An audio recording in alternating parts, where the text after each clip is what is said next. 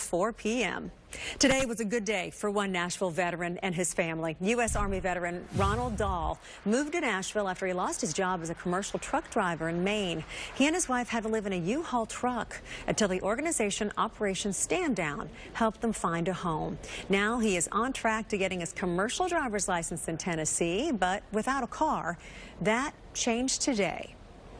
We have a 2011, 2010 Nissan Altima. We have fire. Tell us how you feel today. I don't know. I've never had a feeling like this, that somebody could do this for somebody. Overwhelming. It's just overwhelming. Dahl says he has been walking 5 to 10 miles a day to get little things from the store, and this will be a major change in his family's life.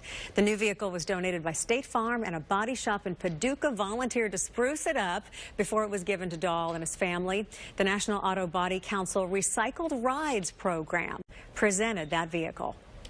If you think about what we take for granted, most of us take for granted every day, and having a vehicle to go to work, to go to the store, to go to see a doctor, to this, to that, to the other thing, we take a lot of that for granted. We at NBC are not going to change the world, but on a given day, as today, we hope to change that individual's world.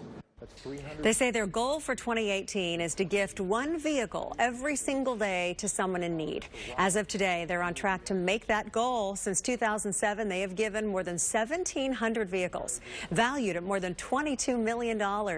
Dahl and his wife say the first thing they plan to do is to drive and get some ice cream.